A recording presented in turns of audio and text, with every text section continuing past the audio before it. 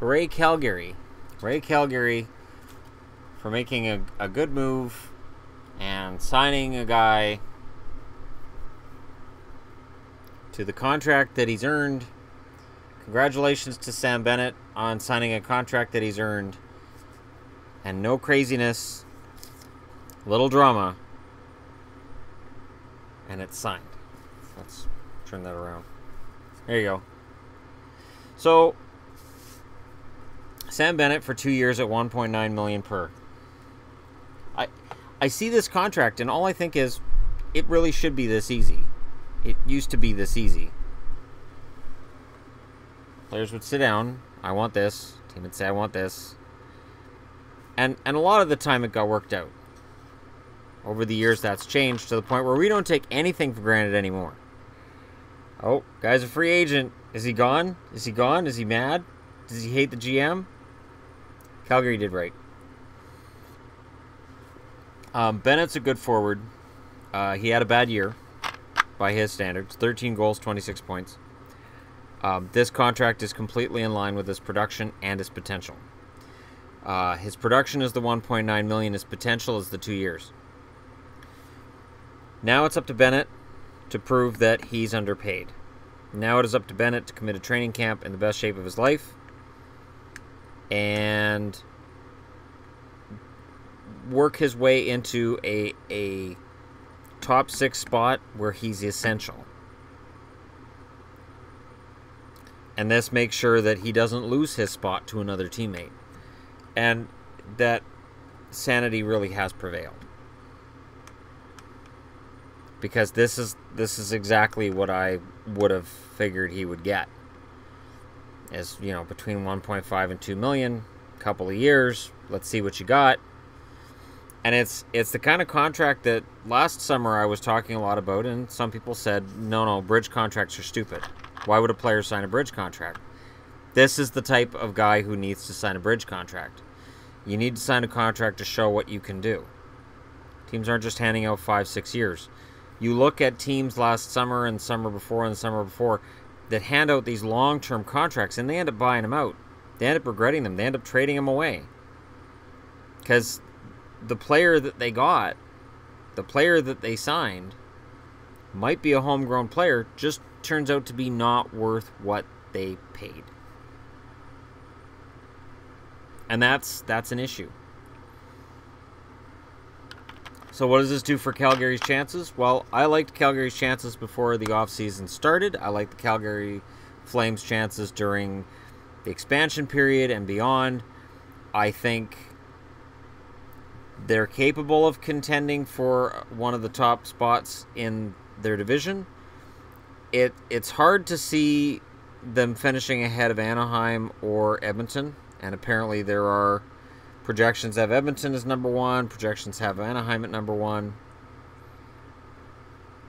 I think it'll be close. I think between the two of them, I think it's going to be right down to the wire. But Calgary's in that mix. Calgary is a team that could absolutely get in there. And it's a contract like this. It is a player like this who needs to make the difference. Bennett needs to step up his game, score some more goals and points, improve the depth of the Flames from within, and then they're looking at a team that can contend. There's no reason they can't. I think if you're a Flames fan, you might look at Draisaitl and McDavid and say, well, we don't have that. And it's true. But that's fine. You don't need a Draisaitl and McDavid. You don't need a Crosby and a Malkin. There are plenty of teams who've done it by committee. I've talked about Stanley Cup champions from 1981 through 2004 so far, and there have been times where it's been done by committee, where it's not just one guy. Calgary needs to be a team like that. I love Johnny Hockey. I think Johnny Gaudreau's a very exciting, flashy player. He's not a guy who puts the team on his shoulders and carries them to a Stanley Cup. But he is definitely a guy who can be one of the top 4 or 5 players in a group that works together to get Calgary to that goal. I'd love to see a Canadian team win a Stanley Cup. I'd be lying if I said Calgary would be my first choice. in Canada to win a Stanley Cup. My first choice would be Ottawa, then Winnipeg, then probably Toronto, just because I think it would make the universe explode. I genuinely think if the Leafs won a Stanley Cup, we could see horrible things happening because everybody would assume it was Armageddon. All kidding aside, Calgary would be right up there with Toronto in terms of I'd be happy for them. I'd be happy for their fan base. Calgary did win a Stanley Cup in '89, but it's been a long, tough go since then. And it would be nice to see things turn around. So hopefully, with Tree living at the helm, and he's been really fantastic. He really has. Hopefully the turnaround continues. The one issue I can see for Calgary now that they've got everything pretty much set up for them is goaltending. I love Eddie Lack's personality. I think he's a great guy. He seems like a hockey player that would be tremendous fun to sit down, have dinner with, and have a chat with. I don't know if he can get back to where he was in Vancouver now that he's in Calgary in terms of his status as a backup.